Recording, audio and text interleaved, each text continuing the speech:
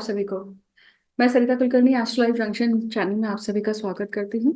आज का जो वीडियो है वो सूर्य के गोचर पर है। सूर्य जो है अभी फिलहाल कुंभ राशि में चल रहे हैं और 14 मार्च को ये मीन राशि में प्रवेश करने वाले हैं और अपना पूर्ण एक सर्कल जो है मतलब राशि चक्र का एक पूरा पूरा जो चक्र है वो अंतिम राशि में प्रवेश करके खत्म करने वाले हैं। ये वीडियो जो है, इस वीडियो में आप खास करके ये जान पाएंगे कि सूर्य जो है वो काल पुरुष कुंडली में मरण कारक स्थान पे आ रहे हैं। काल पुरुष कुंडली में व्यय भाव में मतलब 12वें भाव में या 12वीं राशि में जब जाते हैं तो सूर्य जो है वो अपने मरण कारक स्थान पे जाता है। और उच्च जो उनकी राशि है वो है मेष और नीच की राशि जो है वो है तुला। उनकी एक ही राशि है जो अधिष्ठात्री जो उनके आधिपत्य में आती है वो है सिंह। जिस राशि में कोई भी ग्रह उच्च का या नीच का नहीं होता है। कर्क में जरूर ग्रह जो है वो उच्च के हो जाते हैं, मतलब गुरु बृहस्पति जो है वो उच्च के हो जाते हैं, परंतु सिंह राशि ऐसी है, सूर्य की राशि ऐसी है जिसमें कोई भी ग्रह उच्च का या नीच का नहीं होता है। आज का जो वीडियो है वो खास तौर पे हम एक 4-5 पॉइंट्स में समझने वाले हैं। सबसे पहला तो मरण कारक जो सूर्य का प्रभाव है उसको हम समझेंगे पहला। दूसरा हम समझेंगे कि ये गोचर जो है सभी लग्न राशियों के लिए किस प्रकार से परिणाम देगा। तीसरा कि खास करके कौन से ऐसे राशि के लोग हैं, कौन से ऐसे नक्षत्र के लोग हैं जिनके लिए ये सबसे ज्यादा इम्पैक्टफुल रहेगा। मरण कारक स्थान में आने के बाद में किन राशियों को ये मरण कारक अवस्था देने वाले हैं। फिर लास्ट आता है कि ये जो गोचर है तो ये गोचर दशा के अनुसार या आपके इतर ग्रहों के अनुसार किस प्रकार से इंटरैक्शन करेगा। तो यह है आज की हमारे वीडियो की थीम। अब मैं हमेशा की तरह जैसे अनाउंसमेंट करती आई हूँ अपने वीडियो के लिए अनाउंसमेंट करूंगी कि मैंने अपनी पहली पुस्तक का लिखान जो है वो शुरू किया हुआ है।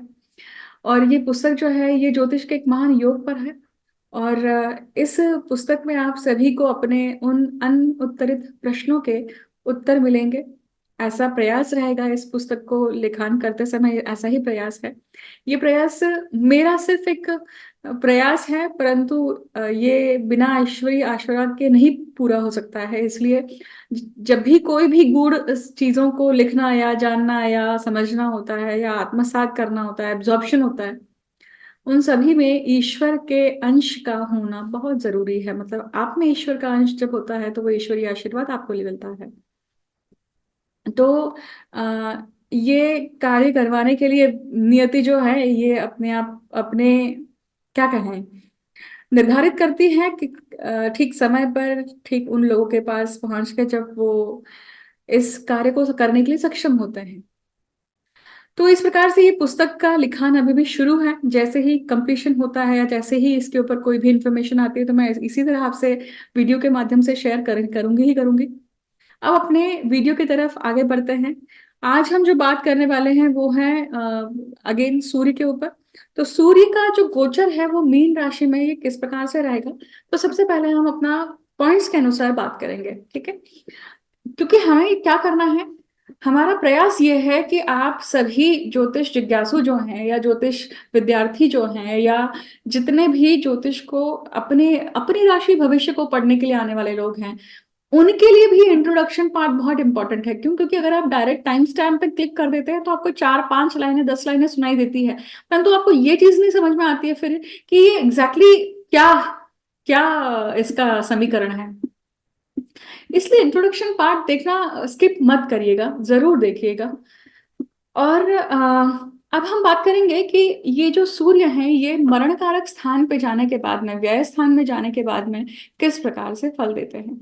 अब देखिए, मरण कारक काल पुरुष कुंडली में ये मरण कारक स्थान पे जा रहे हैं। इसका अर्थ है कि ये जो टाइम पीरियड है वो कैसा है कि खास करके सूर्य जो जिस राशि को अधिष्ठापित करता है मतलब सिंह राशि या सूर्य के जो नक्षत्र हैं मतलब कृत्तिका नक्षत्र, उत्तर फाल्गुनी नक्षत्र, उत्तराषाढ़ा नक्षत्र। अब ये या सूर्य देव जितने पत्रिका में जहां भी बैठे हुए हैं वो अगर मान लीजिए सबसे पहले तो 6 8 12 का संबंध बनाते हैं, मतलब 12वें भाव में ही आपका सूर्य है, अगर मान लीजिए, तो ये मरण कारक स्थान का जो गोचर है ये आपके लिए ज्यादा इम्पैक्टफुल रहेगा। मरण कारक स्थान मतलब क्या? मरण कारक स्थान, मरण अर्थात मृत्यु, कारक मतलब उस चीज के लिए वो अनुकूल है, मतलब मृत्यु के लिए वो अनुकूल स्थितियां बनना। अब यहाँ पे मृत्यु हमेशा व्यक्ति की हो रही है ऐसा नहीं है, मरण कारक स्थान है, मतलब यहाँ पे ये सूर्य की जो प्रॉपर्टीज हैं वो कहीं ना कहीं पूरी तरह से मृत्यु पाती हैं कहीं ना कहीं। क्यों? क्योंकि व्यय स्थान में वो क्या है, उदित नहीं रहते हैं, उदित वो लग्न स्थान में होते हैं। अब यहाँ पे ये जो क्योंकि पूर्व दिशा जो है वो लग्न में आती है, इस स्थान में खास करके काल पुरुष कुंडली की बात कर रहे हैं, तो मरण कारक स्थान में कहीं ना कहीं ये मृत्यु तुल्य कष्ट देने के लिए आपको सक्षम होते हैं। अब मृत्यु तुल्य कष्ट ये भी होता है कि अब सूर्य है, सूर्य सृजन के कारक हैं, तो कोई चीज मरने के मतलब किसी मृत्यु तुल्य कष्ट के जाने के बाद आपको कोई चीज प्राप्त हो रही है, सृजन प्राप्त हो रहा है। अगर हम एग्जाम्पल लें तो प्रेगनेंसी क्या होती है? जब जब स्त्री का क्रिया होती है, और जब स्त्री डिलीवरी करने के लिए जाती हैं तो उस समय पे उन्हें लेबर पेन के थ्रू जाना होता है, और लेबर पेन क्या है? मृत्यु मृत्यु तुल्य कष्ट है। और जैसे ही वो मृत्यु तुल्य कष्ट पार करती हैं, उन्हें वो सब कुछ भूल जाती है, उन्हें संतति की प्राप्ति होती है। और संतति की प्राप्ति जब हो जाती है तो क्या होता है, व्यक्ति अपने मरण तुल्य कष्ट को भूल जाता है, परंतु वो कष्ट जो है वो जीवन भर नहीं, उसकी मेमोरी जो है वो जीवन भर नहीं भूलता है। अब दूसरा भाग, अब सभी लग्न राशियों के लिए ये गोचर किस प्रकार से रहेगा, ये बात जो है ये आपके पत्रिका में वो सूर्य जो है वो कहाँ पे स्थित है, उनका बलाबल कैसा है, ठीक है, सूर्य अष्टक वर्ग में किस प्रकार से किस प्रकार के बल को लिए हुए हैं, समुदाय अष्टक वर्ग में उनको कितने बिंदु प्राप्त हैं। फिर अगर हम देखें सुदर्शन क्रिया जो है या सुदर्शन चक्र जो है वो तीन तीन भागों से बनता है, एक तो चंद्र, लग्न और सूर्य। तो सूर्य कुंडली जो हम लेते हैं कोई भी चीज का, जब हमें किसी भी जीवन के एस्पेक्ट को समझने के लिए अगर हमें देख रहा है कि माइंड बॉडी एंड सोल के थ्रू काम कर रही है कि नहीं, हर तरफ से हमें एक जैसा आंसर आता है कि नहीं आता है, तो ये देखने के लिए हम कहाँ जाते हैं? हम जाते हैं सुदर्शन चक्र के पास। सुदर्शन चक्र के बारे में अगर आप और डिटेल में समझना चाहते हैं तो मुझे जरूर बताइए। बाय द वे, मैं आपकी पिछली जो वीडियो में आपने पंचक नक्षत्र और त्रिपाद नक्षत्र के ऊपर पूछा है, मैं इसके ऊपर जरूर वीडियो बनाने जाऊंगी क्योंकि आप सभी ने काफी रिक्वेस्ट करी है। उसी प्रकार से जिस ये जो उसी प्रकार से हमने सुदर्शन चक्र के बारे में, कि सुदर्शन चक्र ये जो ये जो क्रिया है ये बहुत बहुत आसान तरीके से आपको कंफर्मेशन दे देती है किसी भी इवेंट का होने का। तो सुदर्शन चक्र बहुत इंपॉर्टेंट है। तो हम लग्न कुंडली से जिस प्रकार से देखते हैं, हम चंद्र कुंडली से जिस प्रकार से देखते हैं, और हम सूर्य कुंडली से जिस प्रकार से देखते हैं, जब हम इनको तीनों को जब एसेस करते हैं तो हमें एक चक्र पद्धति मिलती है और उससे आंसर्स मिलते हैं, उसकी मेजोरिटी बढ़ती है और उसका शक्तिकरण भी बढ़ता है कहीं ना कहीं। ठीक उसी प्रकार से अब ये जो गोचर है ये सबसे ज्यादा इम्पैक्टफुल किसको रहेगा? तो देखिए, सूर्य की राशि मतलब आप जिन भी लोगों की सिंह राशि है उनके लिए ये इम्पैक्टफुल है। क्यों? क्योंकि जितने भी सूर्य मतलब सिंह राशि के जातक हैं, सिंह राशि मतलब चंद्र जहां आपका सिंह राशि में है वहां से ये 12वीं राशि 8वीं पड़ती है, तो आपके लिए भी ये इंपॉर्टेंट है गोचर, ठीक है। और ये जो मरण कारक स्थान पे सूर्य जा रहे हैं, अब डिपेंड करता है कि आपकी पत्रिका में ये कौन से भाव में है, क्योंकि 12 नंबर आपके पत्रिका में कौन से भाव पे पड़ रहा है उसके अनुसार वो उसका फलित जो है वो तय होता है। पर काल पुरुष कुंडली में ये व्यय भाव में है। व्यय क्या है? खर्चा है। व्यय क्या है? आपका खड्डा है, किसी न किसी प्रकार का गड्ढे में गिरना और फिर वहां से ऊपर उठना, उसी प्रकार से व्यय भाव जो है या 12वां स्थान जो है वो क्या है, ये हॉस्पिटलाइजेशन का है, ये एग्जिट का भाव है, ये अंतिम राशि है, तो ये अंतिम छोर दिखाता है सभी चीजों का। फिर ये आपके मेडिटेशन का भी भाव है, और सूर्य जैसा जब ग्रह आता है तो वो आपको, भले ही वो मरण कारक स्थान पे है, पर वो कष्ट देने पर, यहाँ पे आपके तकलीफ देने पर, आज्ञा चक्र पे आपके ऊर्जा या अग्नि आने पर जो कष्ट होता है, और उस अग्नि को अगर आप सहन करते हैं, मैं ये पूरी तरह से आध्यात्मिक दृष्टिकोण दे रही हूँ आपको, जब वो आप चेतना सहन करते हैं उसके बाद में आपको रेवलेशन शुरू होते हैं, क्योंकि सूर्य प्रखर प्रकाश है, देखिए। तो जहां सूर्य का प्रखर प्रकाश गिरता है वहां पे क्लैरिटी आ जाती है, कोई कंफ्यूजन नहीं, कोई ब्रेन फॉग नहीं।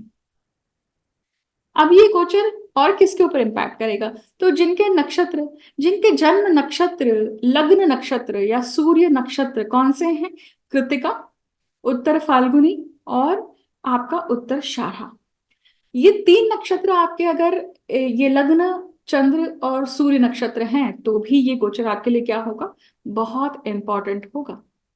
उसी प्रकार से ये, अगर आपकी फिलहाल पत्रिका में सूर्य की दशा चल रही है, अंतर दशा चल रही है, प्रत्यंतर दशा चल रही है, तो भी ये गोचर आपके लिए बहुत ज्यादा इम्पैक्टफुल और इवेंटफुल होने वाला है।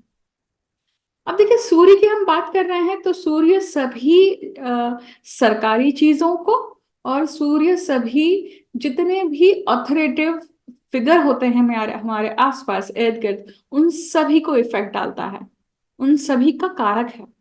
इसका अर्थ है कि सूर्य ये दिखा रहे हैं कि जब वो मरण कारक स्थान में जाएंगे तो ये सारी व्यक्तिमत्व, ये सारी पर्सनालिटीज क्या हो रही हैं, वीक हो रही है। मतलब यहाँ जब सूर्य अपने वीक प्रभाव में आएंगे तो क्या होगा, ये गलत चीजों को ज्यादा प्रोत्साहन देंगे। क्यों देंगे, अग्नि बढ़ाएंगे, गलत अग्रेशन देंगे, क्योंकि सूर्य जो है वो प्रिंसिपल्स के, फंडामेंटल्स के, आपके तत्व के, तत्ववादी जो लोग होता है ना, मतलब तत्ववादी जो लोग होते हैं उनको दर्शाते हैं। देखिए, अपनी चीजों पे कभी ये कॉम्प्रोमाइज नहीं करते हैं। तो ये सूर्य जब मरण कारक स्थान पे जा रहे हैं, इसका अर्थ है कि इन सभी लोगों को क्या करना पड़ेगा, एडजस्टमेंट करनी पड़ेगी, कॉम्प्रोमाइज आएगा। और जब व्यक्ति कॉम्प्रोमाइज करने के लिए तैयार नहीं होता है तो क्या होता है, झगड़े हो सकते हैं, अनबन हो सकती है, आर्गुमेंट हो सकती है, हॉट डिस्कशन हो सकता है, राइट। तो ये व्यय स्थान है, 12वां भाव है, तो अपने गुरुओं के साथ, गुरु बंधुओं के साथ, हॉस्पिटल्स में, आपके फॉरेन अगर आप में है तो वहां पर, या फिर आप किसी, जरूरी नहीं है कि व्यक्ति जन्मभूमि में, पर जन्मभूमि से दूर जाके किसी और सेक्टर में या किसी और प्रदेश में काम करता है तो भी ये चीज काम करती है। अब हम देखेंगे कि ये पूरा जो गोचर है सभी जन्म राशियों के लिए, लग्न राशियों के लिए किस प्रकार से रहेगा, देखिए। इसमें एक और इम्पोर्टेंट बात हम सभी को ध्यान रखनी है कि अभी गोचर में साल में एक बार हमेशा सूर्य जो है एक ही बार उस राशि में प्रवेश करते हैं, 12 महीनों में 12 राशियों को कवर करते हैं। और जब भी 12 महीनों में एक बार जब वो सूर्य केतु और राहु से संलग्न होते हैं, तो एक तो सबसे पहले ग्रहण बनता है, मतलब सूर्य ग्रहण और चंद्र ग्रहण बनेगा, ठीक है, जो इस महीने भी होने वाला है, जिसके ऊपर वीडियो जल्द ही आने वाला है आपके सामने। 25 मार्च को ये ग्रहण होने वाला है, देखिए। और ये ग्रहण जो है ये चंद्र ग्रहण है, और चंद्र ग्रहण के ठीक 15 दिन बाद सूर्य ग्रहण आएगा। अब देखिए, अब ये जो ग्रहण है इसके साथ साथ एक और योग बनता है। अब एक और योग कौन सा है, देखिए, ये इंपॉर्टेंट योग है क्योंकि ये सूर्य और राहु जो है ये पितृदोष का भी निर्माण करते हैं। अब गोचर में ये जब पितृदोष का निर्माण करते हैं तो इसका अर्थ क्या हुआ है, इसका हम फायदा कैसे उठा सकते हैं। तो जिनकी भी पत्रिका में सूर्य राहु साथ में है, या सूर्य केतु साथ में है, या जब भी चंद्र भी हर महीने केतु और राहु के साथ में संलग्न होते हैं, तो उन दिनों में, उस दिन में आप अपने इस दोष का निवारण कर सकते हैं।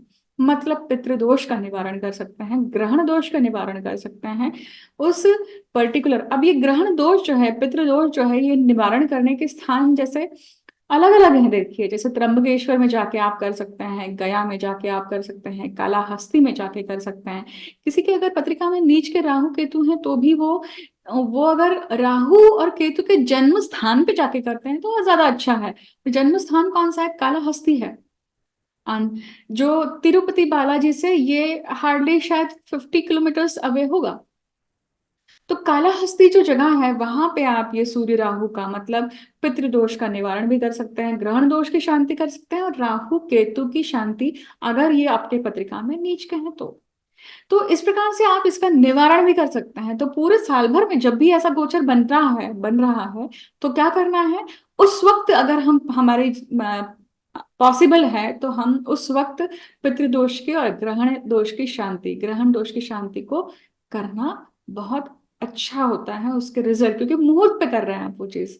कोई भी चीज सही समय पे, सही जगह पे, सही व्यक्ति के हाथों से अगर कर दी जाए तो वो जो है उसका निवारण निश्चित ही होता है। पूजाएं तभी फेल होती है जब आप इन रूल्स रेगुलेशंस को पालन नहीं करते हैं। और मान लीजिए फिर भी पूजा फेल हो रही है, इसका अर्थ है कि खड्डा बहुत नीचे गहरा है और भरना बाकी है। सिंपल। शास्त्र कभी गलत नहीं होता है, शास्त्रकार गलत हो सकते हैं। हम या हमारे जैसे जो ज्योतिष बोलने वाले या बताने वाले जो लोग हो सकते हैं वो गलत हो सकते हैं कभी। हम भी इंसान ही हैं देखिए। तो गलतियां शास्त्रकार से होती है, शास्त्र से नहीं होती है। इसलिए शास्त्र को गलत नहीं ठहराना चाहिए। अब वीडियो की तरफ आगे बढ़ते हैं और अब हम जानेंगे हर लग्न राशि के लिए ये जो गोचर है, ये ये जो गोचर है ये किस प्रकार से रहेगा।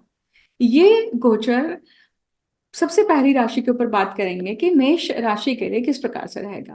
अब देखिए, मेष राशि के लिए ये व्यय भाव में हो रहा है। सूर्य बुध के साथ में और राहु के साथ में योग बना रहे हैं, पितृदोष का योग बनाते हैं आपके व्यय भाव में। इसका अर्थ है कि आपके परिवार में किसी के भी अगर मान लीजिए पत्रिका में, खास करके किसके पत्रिका में, आपके आपके आपके स्पाउस के जो रिलेटिव्स हैं, खास करके मामा, ये लोग, हो सकता है कि ये पितृदोष की शांति के लिए जाएं, या आप पूछे तो आप सजेशन जरूर दे सकते हैं, या बात निकलती है तो जरूर आप सजेशन दे सकते हैं। अब व्यय भाव में राहु और बुध ऑलरेडी हैं, सूर्य हैं। सूर्य मेष लग्न के लिए पंचम भाव के स्वामी हैं। और यही जो सूर्य है वो क्या कर रहे हैं? ये पंचम भाव मतलब बुद्धि के भाव के स्वामी हैं, संतति के भाव के स्वामी हैं। और ये आपके किस चीज के स्वामी हैं? ये आपके पूर्व पुण्य, आपके दशम भाव से अष्टम के भाव, मतलब आपके व्यवसाय का मरण मतलब मृत्यु, या आपके कर्म का मृत्यु। बहुत बार ऐसा होता है कि हम किसी क्षेत्र में कोई कोई चीजें कर रहे हैं, एक चैप्टर ऑन किया है और खत्म होता है ना कहीं संतुष्टि भी तो आती है। तो ये संतुष्टि का समय है उस चीज का। तो बहुत सारे जो आपने कार्य शुरू करे होंगे वो हो सकता है कि अब खत्म होने वाले हैं, and there is a time to start new things. ये ये एक समय हो सकता है मेष लग्न के जातकों के लिए। दूसरा ये हो सकता है कि सूर्य जब व्यय भाव में होते हैं तो आंखों की प्रॉब्लम होती है। देखिए, राहु के साथ में है तो आंखों की दिक्कत होना, आंखों में जलन होना, खुजाल मचना, या फिर आंखों का नंबर बढ़ना। तो बी अवेयर अबाउट इट। अगर ये चीज आपकी हो रही है तो इससे जरूर ध्यान से जल्दी से दिखाइएगा, क्योंकि यहाँ पे नीच का बुध है। बुध जनरली क्या करते हैं? ट्रबल्स देते हैं, और वो छोटे छोटे जो छोटी छोटी प्रॉब्लम्स शरीर में लगी रहती है ना, वो बुध का काम है देखिए। तो यहाँ पे इस चीज का ध्यान रखना है आपको। फॉरेन के जो लोग हैं, मतलब फॉरेन जो लोग जाना चाहते हैं, उनके लिए भी अच्छा योग है, परंतु ये देखिए कहीं ना कहीं नीच राशि का बुध है और यहाँ पे मरण कारक सूर्य अभी है। तो ये पूरा प्रवास या ये पूरा जो प्रोजेक्ट है ये कहीं बहुत इजीली आसानी से हो जाएगा ऐसा नहीं है, याद रखिएगा। घर से संबंधित कुछ ना कुछ क्या हो सकता है कि कुछ अड़ंगे आ सकते हैं, कुछ प्रॉब्लम्स आ सकती हैं, मतलब डॉक्यूमेंटेशन को लेकर या फिर प्रॉपर्टी टैक्स को लेकर, इन सब को लेकर कुछ ना कुछ आ सकती है। बहुत सारे लोग अगर निवेश करने की कोशिश कर रहे हैं तो now is not the time. हाँ, पर ये टाइम जरूर है कि आप गवर्नमेंट बॉन्ड्स या गवर्नमेंट सेक्टर में जो जो स्टॉक्स हैं उसके ऊपर आप निवेश कर सकते हैं, परंतु आप अपनी बुद्धि से ज्यादा किसी और की बुद्धि यहाँ पे जरूर यूज कीजिएगा, क्योंकि नीच का बुध है अभी फिलहाल। अब हम बात करेंगे कि ये जो सूर्य का गोचर है ये वृषभ लग्न के लिए किस प्रकार से रहेगा। देखिए, वृषभ लग्न के लिए जो सूर्य है ये इनके चौथे भाव के स्वामी है, और ये पूरा गोचर हो रहा है उनके लाभ भाव में। लाभेश तो खुद अभी कहाँ है, व्यय भाव में बैठे हुए हैं, और व्यय भाव का स्वामी यहाँ पे भाग्य में है। तो बड़ी अलग ही त्रिकूट इक्वेशन जमी हुई है। क्या होगा, सबसे पहले तो समझिए कि लाभ भाव है, तो लाभ भाव आपकी कॉन्टैक्ट सर्कल, सभी प्रकार के लाभों को और आपके फ्रेंड सर्कल को भी दिखाता है। तो यहाँ पे राहु का होना, उसके साथ में नीच के बुध का होना, और अब सूर्य का आ जाना, सबसे पहले तो ये एक तो आपके शोल्डर्स के लिए, ठीक है, ये आपके कानों के लिए हो सकता है प्रॉब्लमेटिक हो, आपके नेक के लिए भी ये प्रॉब्लमेटिक हो सकता है, हाथों के लिए भी ये प्रॉब्लमेटिक हो सकता है। ये गोचर आपको कहीं ना कहीं इन सब चीजों से संबंधित कुछ ना कुछ रोग देने की संभावना देता है। अगर ये आते भी हैं तो घबराना नहीं है, इसका जल्दी से निवारण करना है, डॉक्टर को दिखाना है, फटाक से इस चीज के ऊपर काम कर लेना है, क्योंकि नीच का बुध है। तो ये कम्युनिकेशन या फिर न्यूरोलॉजिकल कम्युनिकेशन में कहीं ना कहीं दिक्कत देता है। दूसरा एस्पेक्ट देखते हैं। अब राहु बुध यहाँ पे है, इसका अर्थ है कि जितनी भी टेक्नोलॉजी, डिजिटल मीडिया या इन सब के जो आपके एसोसिएट्स या एक्वेंटेंस है, ये भी कहीं ना कहीं आपके संपर्क में आके आप उनसे काम करवा रहे हैं उनसे। परंतु यहाँ पर राहु है तो सतर्क रहिएगा, क्योंकि राहु डिसेप्शन देता है। राहु जो है ये भूलते नहीं है, और मीन राशि में जब राहु आते हैं तो जो लोग आपसे जुड़ेंगे, अगर आपने उनके साथ में गलत बिहेव किया, क्योंकि सूर्य आने के कारण आप क्या करेंगे, हो सकता है कि आप ईगो के साथ में बर्ताव करें, वो भूलेंगे नहीं, and they will give you back. उस चीज का ध्यान रखना है। और ये मीन राशि के जब राहु रहते हैं तो व्यक्ति के मन में वो वेंजेंस रहता है, याद रखिएगा। और ये और क्या देंगे, तो ये डिसेप्शन दे सकते हैं, कहीं ना कहीं धोखा दे सकते हैं, फ्रेंड सर्कल में भी कहीं ना कहीं धोखा आ सकता है, या आपका मैनिपुलेट मतलब कपट बुद्धि से, कुटिल बुद्धि से उस चीज को हासिल करने की नियति आ सकती है, या फिर ये आपके साथ होगा। ये वो टाइम पीरियड है जब आप बाहर मतलब अपनी मातृभूमि में जाने का सोच रहे होंगे, या आपने प्लानिंग करी होगी। ये वो टाइम पीरियड है जब आप अपने बच्चों के लिए कुछ ना कुछ डिजाइन कर रहे हैं, डिफाइन कर रहे हैं, और उनके लिए कुछ डिसीजन मेकिंग भी कर रहे हैं। ये वो टाइम पीरियड है जब आप अपने कर्म के लिए, अपने करियर के लिए कुछ ना कुछ नए नए टेक्नोलॉजी वाइज, चाहे वो लैपटॉप हो, चाहे वो इलेक्ट्रॉनिक मीडिया मतलब नया फोन हो, या फिर घर में आईपैड, कुछ ना कुछ इलेक्ट्रॉनिक आइटम परचेस करने की भी आप सोच रहे हैं, विच इज गुड एक्चुअली, क्योंकि राहु और बुध का जब योग रहता है तो आप लेटेस्ट टेक्नोलॉजी रहता है। जैसे अभी गर्मी का सीजन आ रहा है तो बहुत लोग एसी ले सकते हैं, हो सकता है, राइट। हम वही बात करेंगे मिथुन लग्न के लिए। मिथुन लग्न के लिए समझेगा कि ये जो गोचर है ये उनके दशम भाव में हो रहा है। दशम भाव में ऑलरेडी राहु और सूर्य है। इसका अर्थ है कि अगर आपकी पत्रिका में पितृदोष है तो ये वो टाइम पीरियड है जब आप पितृदोष का निवारण करें। ये वो टाइम पीरियड है जब आप पितृदोष का निवारण करते हैं तो ये आपके लिए बहुत अच्छा फल देगा। अब दूसरा एस्पेक्ट क्या होता है कि यहाँ पे देखिए सूर्य दशम भाव में आ रहे हैं, तो दशम भाव का सूर्य जो है वो आपको लीडरशिप पोजीशन देता है। सूर्य दशम भाव और ये कहाँ देगा, ये हो सकता है कि आपको फॉरेन में जाकर रिज्यूम करने के लिए कहें, बाहर जाके किसी और प्रदेश में जाकर रिज्यूम करने के लिए कहें, ये भी इम्पैक्ट हो सकता है। ये वो टाइम पीरियड है जब राहु दशम भाव में और सूर्य के साथ आते हैं, तब आप पितरों का करते हैं, तब आप अपनी कुल देवी का, कुल देवत का भी करते हैं, मतलब खानदान का करते हैं। खानदान का करने का भी अभी सबसे उत्तम समय है।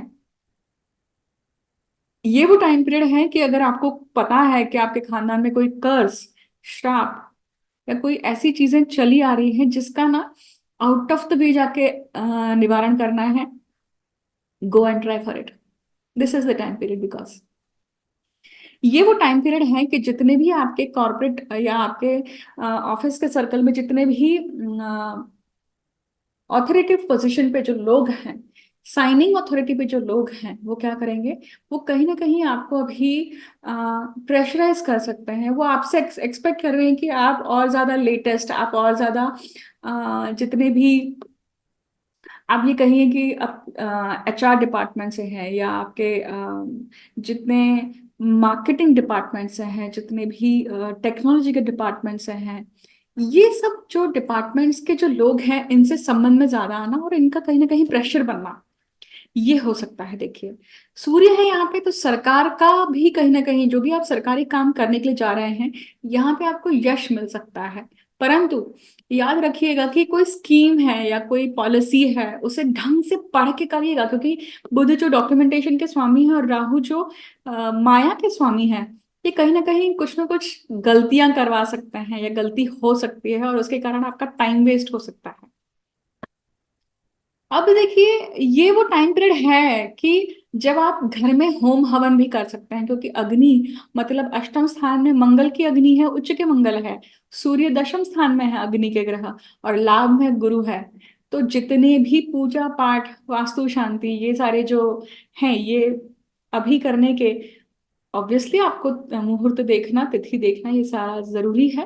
पर ये आपको फल देगा, अभी फलित आएगा इस चीज का। मतलब ये कहीं ना कहीं सही दिशा में जा रहा है और आपको इसके आगे फल मिलने वाले हैं। कर्क लगने के लिए अगर हम बात करें तो ये जो गोचर है ये कहाँ हो रहा है, ये उनके भाग्य भाव में हो रहा है। भाग्य भाव में राहु का होना, भाग्य भाव में मीन बुध का होना, नीच के बुध का होना, भाग्य नीच, भाग्य में नीच का बुध है अभी। तो मतलब क्या है कि भाग्य से जो चीजें मिलनी है वहां पे ज्यादा मेहनत है। बुद्धि आप अपनी, अगर आपकी बुद्धि सही तरीके से, आपको ब्रेन फॉग हो सकता है अभी टाइम पीरियड में।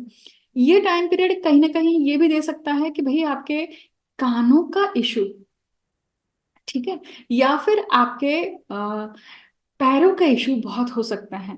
कर्क लग्न के जातकों के लिए भी पैरों के इश्यूज काफी चल सकता है। ये वो टाइम पीरियड है, क्योंकि आपकी मकर राशि, कुंभ राशि, मीन राशि, मतलब हिप से लेकर पैरों की एंकल तक का जो पोर्शन है उसमें कहीं ना कहीं आपको दिक्कत हो रही है। रात को सोते वक्त रेस्टलेसनेस हो रही है पैरों में। अगर ये हो रहा है तो इसके लिए आइदर आप अपना मैग्नीशियम, आप अपना B12, बी फैमिली, ये सब चेकअप करना जरूरी है, क्योंकि ये कहीं ना कहीं ड्रेन आउट है। सूर्य जो है वो दिखाते हैं कि भाई बोन्स के कारक है सूर्य, और मीन राशि मतलब एंकल पे पड़ती है, तो इसका ये प्रॉब्लम जरूर दे सकते हैं आपको। ये बुध, ये सूर्य जो है ये भाग्य से जितने भी आपके पिता तुल्य लोग हैं, या पिता का आपके घर पे आना, पिता का आपके साथ आकर रहना, ये चीज पॉसिबल है। परंतु नीच के बुध के साथ में गोचर है, तो बुद्धि का के वजह से या कुछ ना कुछ ओपिनियन डिफरेंस होने की वजह से आपके घर में जब आपके पिताजी आपको विजिट करने आ रहे हैं तो हो सकता है उनके साथ कोई अनबन हो। तो be very cautious about it, be very क्या कहते हैं उसे, थोड़ा सा ध्यान रखिए उस चीज को। आप नॉर्मल नॉर्मल टेम्परामेंट से भी उस चीज को सॉल्व कर सकते हैं।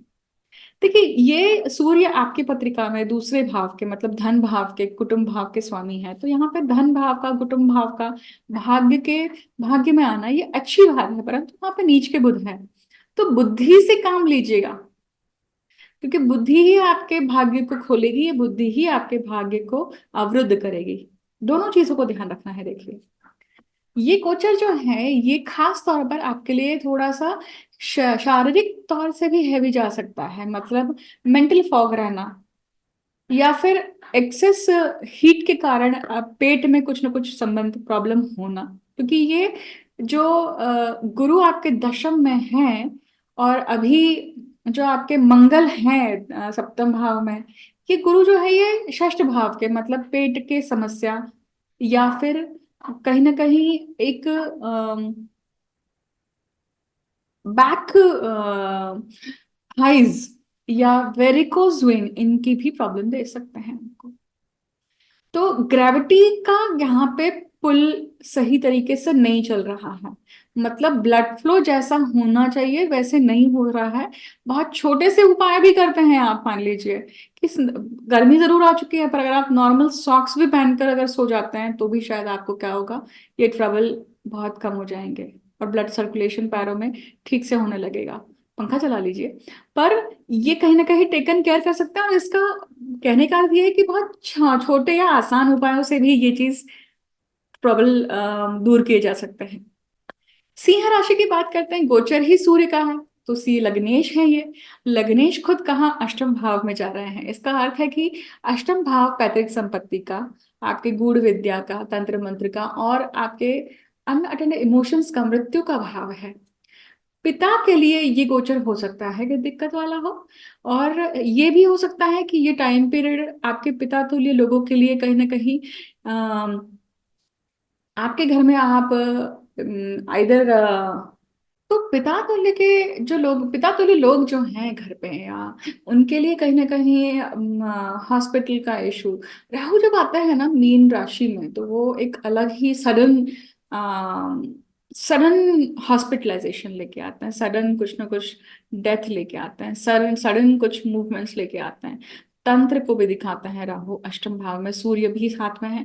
इसका अर्थ है कि सिंह राशि के जातकों के पत्रिका में अगर मान लीजिए सूर्य राहु साथ में है, तो ये सबसे बेस्ट टाइम पीरियड है कि आप पितृदोष का निवारण करें, और आप ग्रहण दोष का निवारण करें। पिता मतलब अपने खानदान के लिए कुछ जो चीजें आपकी अगर बाकी हैं, कुछ पूजाएं बाकी हैं, अधूरी हैं, उन्हें पूरा करें, क्योंकि अष्टम भाव उस चीज का है।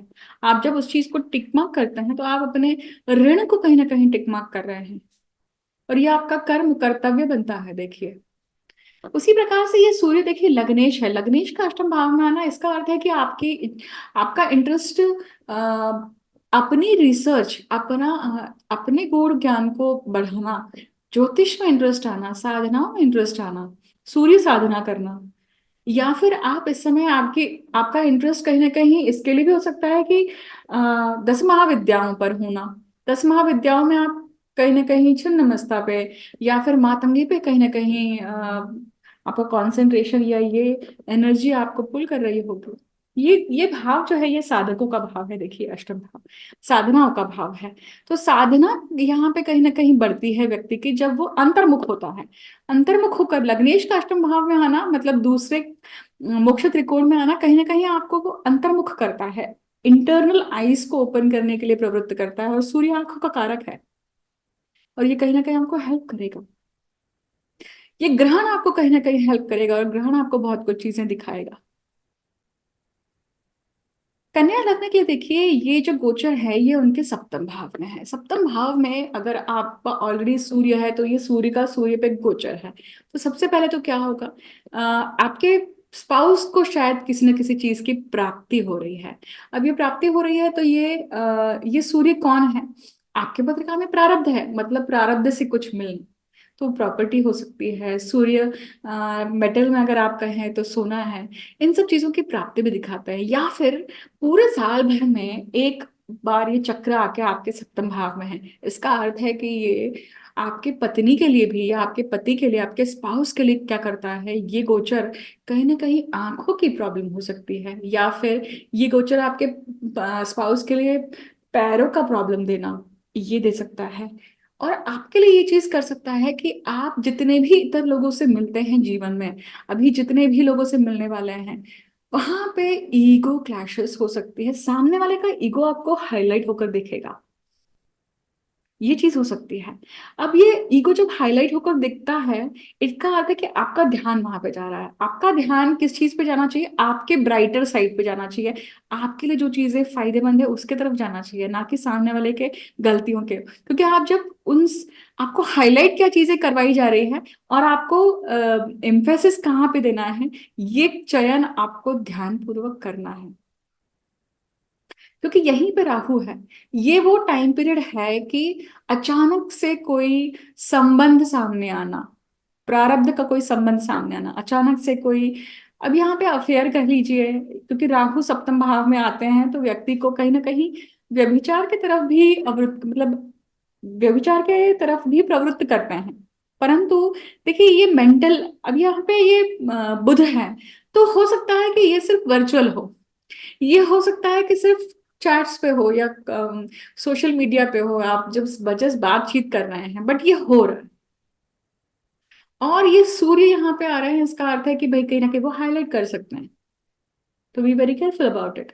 सप्तम भाव मारक भाव भी है। मारक भाव में इन तीनों ग्रहों का आना, इसका अर्थ है कि मारक किसके लिए मारक हो रहे हैं? सप्तम भाव के लिए, आपके स्पाउस के लिए मारक हो रहे हैं। कुछ ना कुछ मारक चीजें दिखा रहे हैं सूर्य। अभी सूर्य व्यय भाव के भी स्वामी है। इसका अर्थ है कि आपका अभी टाइम पीरियड अपने स्पाउस को लेकर हॉस्पिटल में जाना, डॉक्टर्स को दिखाना, स्पेशलाइज, वो किस चीज के लिए हो सकता है? पैरों की प्रॉब्लम के लिए हो सकता है। और किसके लिए हो सकता है? बोन्स की प्रॉब्लम के लिए हो सकता है। और किसके लिए हो सकता है? पेट की या फिर एसिडिटी की प्रॉब्लम के लिए हो सकता है। तो यहाँ पे ऑफिस, घर, ये भी कहीं ना कहीं रिस्पॉन्सिबिलिटी निभाना, इसमें शायद हो सकता है कि काफी कुछ ड्रेनिंग आउट चल रही है। अब ये जो गोचर है, ये गोचर कहीं ना कहीं इंटरेस्ट देगा आपको कि आप इलेक्ट्रॉनिक आइटम्स परचेज कर रहे हैं, बाय कर रहे हैं। तो B very careful about it कि आप कौन सा ये करते हैं, क्योंकि बुध अभी नीच का है। तो बुध जब नीच के हैं, तो जब आप ऐसा कोई इलेक्ट्रॉनिक आइटम परचेज करते हैं, अगर आप ध्यान से लेकर पूरी रिसर्च करके नहीं करेंगे, तो you might lose your money after some time. कैसे? कि यहाँ पे वो बुध जो इलेक्ट्रॉनिक आइटम्स को दिखाता है वो नीच का है, तो बाद में जाके, अभी तो शुरुआत में बड़ा अच्छा लग रहा है, प्रीमियम चीज लग रही है, पर बाद में पता चलता है कि यार ये अचानक से बैठ गया, अचानक से बंद पड़ गया। तो B very careful about it while you're purchasing. Go second decision, third decision, मतलब sleep over it, then take that decision. तुला लग्न के लिए देखिए, ये गोचर कहाँ हो रहा है? ये उनके छठवें भाव में हो रहा है। छठवें भाव में जब होता है तो रोग रिपु के स्थान पे ये चीज, ये सूर्य आ रहे हैं, और ये सूर्य आपके पत्रिका में लाभ भाव के स्वामी है, लाभेश प्रारब्ध के भाव में आ रहा है। इसका अर्थ है कि जब तक आप प्रारब्ध पूर्ण नहीं करते हैं, तब तक आपको लाभ की प्राप्ति नहीं होगी। लाभ कौन सा मिलना है? लाभ आपको ये मिलना है ये गुरु से संबंधित है, फाइनेंस से संबंधित है, आपके घर से संबंधित है। परंतु सूर्य जब छठवें भाव में आते हैं, तो यह आपके कानों की प्रॉब्लम को हो सकता है बढ़ाते हैं, आपके एसिडिटी लेवल को बढ़ाते हैं, इसके कारण ज्वर को भी बढ़ा सकते हैं। मतलब फीवरिश होना, हीट बर्न होना, सन बर्न होना, हीट स्ट्रोक होना, ये चीजें भी हो सकती है। So be careful about it. और ये सूर्य बुध के साथ में है, तो ये कहीं ना कहीं नसों को लेकर भी कहीं ना कहीं दिक्कत दे सकता है। आंखों की प्रॉब्लम ज्यादा आ सकती है। ये वो टाइम पीरियड है जब आप प्रारब्ध अगर पूर्ण करना चाहते हैं, और आपके पत्रिका में अगर पितृदोष है, तो अभी ये टाइम पीरियड बहुत आपको सजेस्ट करता है कि आप ये चीज पूर्ण करें। और ये जब आप करते हैं, तो आपका पेंडिंग कर्म कहीं ना कहीं पूर्ण होता है, क्योंकि ये आप अपने अपने लिए ही नहीं, आप आपके पीछे की ब्रांच के लिए भी, और आगे की ब्रांच के लिए, मतलब खानदान की पिछली ब्रांच और आगे की शाखा, इन दोनों के लिए करते हैं। मान लीजिए ऐसे समय पे आपके घर में आपके पुत्र आते हैं बाहर से, मतलब अगर वो बाहर रह रहे हैं, आउट ऑफ इंडिया रह रहे हैं, और इसी समय पे आते हैं, और आपके पत्रिका में ऑलरेडी सूर्य राहु का योग है, ये वो टाइम पीरियड है कि आप उनके हाथों से वो चीज करवाएं। उससे आपको काफी टिक मार्क होगा। बरसी जो होती है, या जब हमारे घर में किसी का निधन हो जाता है, और निधन होने के बाद में, साल भर होने के बाद में, जब हम कोई क्रिया करते हैं, वर्ष श्राद्ध करते हैं, तो ये कहीं मंदिरों में करने से बजाय, या कहीं दूसरी जगह पे करने बजाय, आप अपने रहते हुए घर पे वास्तु में करना चाहिए, क्योंकि पितरों को वहीं से विदा करना चाहिए। अब ये वो टाइम पीरियड है कि आपके लिए कहीं ना कहीं लीडरशिप पोजीशन, या आप नया जॉब चेंज करते हैं तो आपको लीडरशिप पोजीशन मिलती है। आप जिस पोजीशन से हैं उससे हायर पोजीशन मिलने की संभावना है आपको।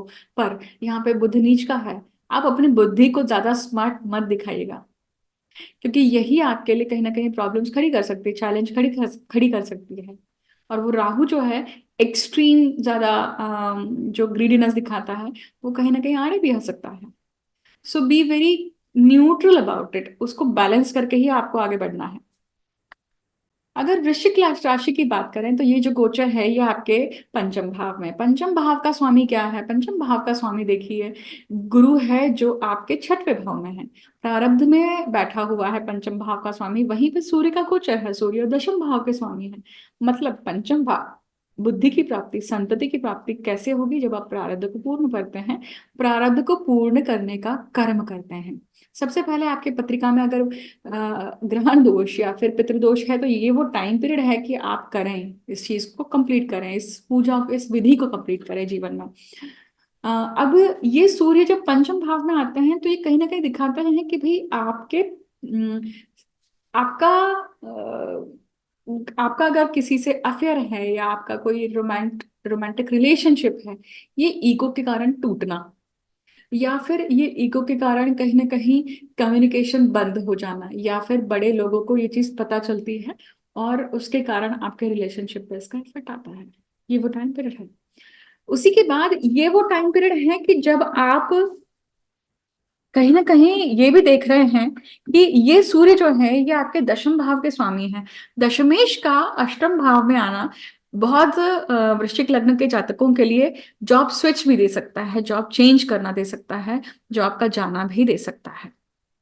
उसी के साथ में ये सूर्य जो है ये पंचम भाव में है, तो पेट संबंधी प्रॉब्लम आना, एसिडिटी के कारण प्रॉब्लम होना, एसिडिटी के कारण आपके पेट में दर्द होना, लॉकिंग होना, ड्यूडेनम में लॉकिंग होना, चेस्ट के जस्ट नीचे का जो पोर्शन होता है वहां पे गैस जमना, और गैस की वजह से शाम के बाद में प्रॉब्लम्स आना, या शाम के बाद में हेल्थ इश्यूज रहना, ये चीज हो सकती है यहाँ पे। क्योंकि बुध छोटे छोटे ट्रबल्स को दिखाते हैं और विविध ट्रबल्स को दिखाते हैं। बुध नजरों का मतलब बुध नसों की दिक्कतों को भी दिखाते हैं।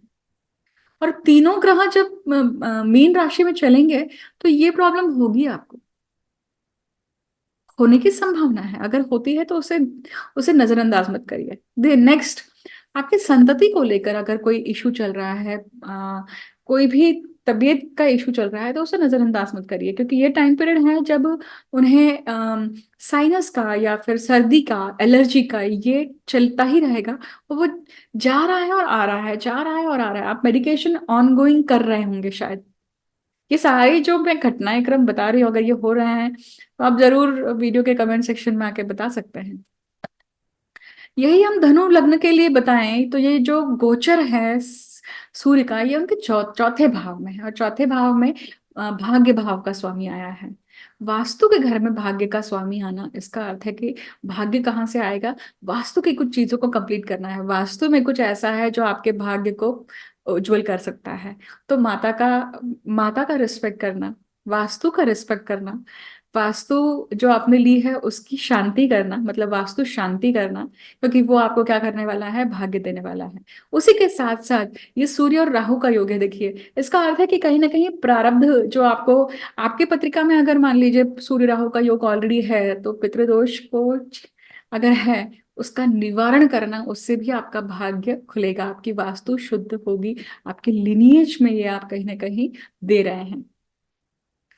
तो ये शाखा का कहीं ना कहीं क्या है, आप अच्छा उन्हें रिस्पॉन्ड दे रहे हैं, क्योंकि पितरों के कारण ही हमारा अस्तित्व है। चौथे भाव में है तो ये एजुकेशन के लिए थोड़ा डिफिकल्ट हो सकता है। जो बच्चे एग्जाम्स दे रहे हैं, जो स्टूडेंट्स हैं, स्टूडेंट लाइफ को जी रहे हैं, ये टाइम पीरियड थोड़ा सा डिफिकल्ट हो सकता है, ग्रहण हो सकता है कुछ समय के लिए। आपके इच्छाएं या आपका कंसंट्रेशन हिला हुआ हो सकता है, कॉन्फिडेंस हिला हुआ हो सकता है। ये वो टाइम पीरियड है जब आपकी माता को दिक्कत हो सकती है, उनकी हेल्थ प्रॉब्लम्स आ सकती हैं, उन्हें हार्ट का इशू होना, या फिर गैस्ट्रिक ट्रबल होना, या फिर पैरों के इशू होना, इसकी संभावना है। घर में किसी भी मेंबर्स को अगर ये चीज हो रही है ना, तो ध्यान दीजिए और झटाक से फटाक से उनकी केयर के लिए दौड़ पड़िएगा। तो ये आपके वास्तु में हो रहा है, आप वास्तु को शुद्ध रखने के लिए आपको कर्म करना पड़ेगा। उसी के बाद अगर हम देखें मकर राशि के लिए, तो ये मकर राशि के लिए ये जो सूर्य का गोचर है, ये कहाँ? उनके पराक्रम भाव में है। पराक्रम भाव में अष्टम भाव का स्वामी आ रहा है। पराक्रम भाव मतलब आपके पराक्रम, आपके efforts, your choices, your decision making, yes और नो बोलने के लिए जब आप मतलब आपके पास ऑप्शन आता है, यू चूज। और अष्टम भाव आपके सुपर ऋणों का है। मतलब प्रारब्ध का भाव छठवा है, तो अष्टम भाव सुपर ऋण का, और सुपर डुपर ऋण हम व्यय भाव से देखते हैं।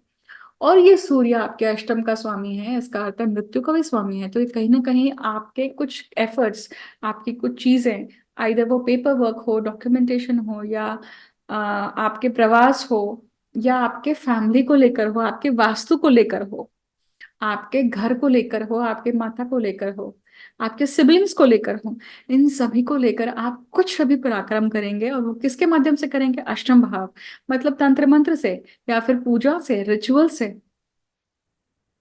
उस चीज को आप टेक केयर करने की कोशिश करेंगे, कवच बांधेंगे बोल सकते हैं हम उसको। तो पढ़ाई करके, डॉक्टर के पास जाके, सही सही समय पे इलाज करवा के, ये भी हम कवच ही तो करते हैं। पराक्रम भाव में सूर्य का गोचर है, इसका अर्थ है कि कहीं ना कहीं ये गोचर क्या कर रहा है, आपको सूर्य तुल्य लोगों से मिलने का मौका देता है। देखिए, और जब आप, ये भी होता है कि आप सूर्य तुल्य लोगों को सिखाने के लिए, या उपदेश देने के लिए, या सजेशन देने के लिए जाते हैं, और फिर एक्चुअली मुंह की खाते हैं, या फिर आप उनके लिए लाइट का काम कर जाते हैं।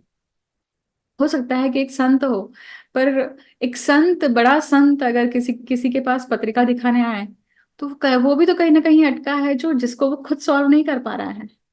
राइट। तो ये गोचर कहीं ना कहीं क्या देता है, इस प्रकार की घटनाक्रम देता है। पेपर वर्क को लेकर बड़े केयरफुल रहिए, क्योंकि अभी बुध नीच के चल रहे हैं। फिर आप जितने, अगर आप घर चेंज कर रहे हैं, तो घर के चेंज में भी आपको केयरफुल होकर चॉइसेस करनी है। ये यात्राएं भी देगा आपको कहीं ना कहीं, ये कांस्टेंट, ये महीना आपके लिए यात्रा बनी रह सकती है। और वो यात्रा कैसे रहेंगी? शक्ति पीठों पे हो सकती है, तीर्थ क्षेत्रों पे हो सकती है। कुंभ लग्न की बात करते हैं। कुंभ लग्न के लिए जो गोचर है, ये कहाँ हो रहा है? इनके दूसरे भाव में हो रहा है, कुटुंब भाव में हो रहा है, धन भाव में हो रहा है, और ये सप्तम भाव का स्वामी वहां पे आ रहा है। इसका अर्थ है कि आपके पत्नी के कारण, आपके पति के कारण, उनके सपोर्ट के कारण आपको कहीं ना कहीं फायदा होगा, धन की प्राप्ति भी होगी। उनके आइडियाज, उनकी ओपिनियंस, उनकी एडवाइस कहीं ना कहीं धन बढ़ाने में आपको क्या करेगी? सहायक होगी। फर्स्ट। सेकेंड थिंग क्या होगा? आंखों का ध्यान रखिए कुंभ लग्न के जातकों को। अभी दोनों ही, मतलब राइट और लेफ्ट दोनों आंख, मतलब 212 जो आपके भाव है वहां पे क्रूर ग्रह आकर बैठे हैं, एक तरफ मंगल बैठे हैं, एक तरफ सूर्य आ रहे हैं। इसका अर्थ है कि आंखों की इश्यूज हो सकती है, ब्रेन फॉग हो सकता है, ब्रेन से संबंधित चक्कर आना, फेंट होना, ये सारी चीजें भी हो सकती है। तो उसको लेकर भी आपको बहुत सजग रहना पड़ेगा। ये वो टाइम पीरियड है, अगर आप खान पान पे ध्यान नहीं देते हैं, क्योंकि बुध नीच के हो रहे हैं, तो गलत चॉइसेस, फूड की गलत चॉइसेस होना, ये भी हो सकती है। राहु है, तो गैस्ट्रिक ट्रबल बढ़ाने वाले फूड ज्यादा आपके हाथ में आएंगे, और आप ज्यादा चॉइस करेंगे, बट ये आपके लिए प्रॉब्लमेटिक होंगे। So be very careful about it. Don't go with your choices, what your body body craving. आपकी बॉडी, आपका शरीर आपसे क्या डिमांड कर रहा है, उससे ज्यादा आपके शरीर के लिए क्या अच्छा है, ये सोचेगा। ये वो टाइम पीरियड है जब आपको दांतों के ट्रबल भी आ सकते हैं, दाढ़ों के ट्रबल भी आ सकते हैं, अल्सर के ट्रबल भी आ सकते हैं, जिसके कारण ये किस चीज के वजह से हो रहा है? ये हीट की वजह से, हीट स्ट्रोक की वजह से। तो उसका ध्यान रखिए, डिहाइड्रेट रखिए अपने आप को। ये वो टाइम पीरियड है जब आप अपने कुटुंब में, कुटुंब की वृद्धि भी हो सकती है, कि भाई किसी का कोई विवाह बंधन में बंधने वाले हैं, कुछ समय में ये सारी चीजें भी शुरू होंगी। राइट। तो इसकी एक प्रोबेबिलिटी बनती है। अगर हम अंतिम लग्न की बात करें, मतलब मीन लग्न की बात करें, तो ये गोचर कैसा है? ये गोचर मीन लग्न के खुद लग्न भाव पे है, और यहाँ पे आपका प्रारब्ध के भाव का स्वामी आपके लग्न भाव पे आया है। मीन लग्न के जातकों को ये चीज जरूर ध्यान रखनी चाहिए कि अपने पत्रिका में अगर सूर्य राहु का कॉम्बिनेशन है, इसका अर्थ है कि ये टाइम पीरियड हमें पितृ दोष को करने का, ये मुहूर्त अच्छा है कि हम इस दोष का निवारण जरूर करें। उसके लिए अगर तीर्थ क्षेत्र पे जाके करने की जरूरत पड़ रही है, तो खर्चा करिए, जाइए और अच्छे से कर पाइए उस चीज को। जब ये दोष सीवियर होता है ना, तब हमें एक नहीं, 5, 7, 10, 11 ब्राह्मणों को बिठाकर वो चीज करनी चाहिए। जप संख्या ज्यादा होनी चाहिए। ये तो बहुत इंडिविजुअलिस्टिक होगी एक्चुअली सुझाव। इसके लिए आपको पत्रिका दिखाना बहुत जरूरी है, सही ज्योतिषी से पत्रिका दिखाइए, समझिए उस चीज को, और फिर करिए। सूर्य आपके लिए रोग भाव के स्वामी लगन भाव पे है, और आप अगर देखें तो लगन भाव जो है, ये पीछे शनि है, मतलब व्यय भाव में आपके शनि है। सूर्य जो है ये प्रारब्ध मतलब रोग के स्वामी है। तो ये गोचर क्या करता है?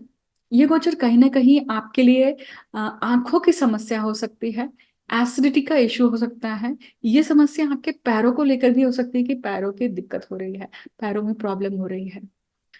पर ये कनेक्शन ऐसा है कि अगर आप प्रारब्ध को पूर्ण कर लेते हैं, पेंडिंग कर्मा अगर पूर्ण कर देते हैं, तो ये हेल्थ इश्यूज जाते हैं।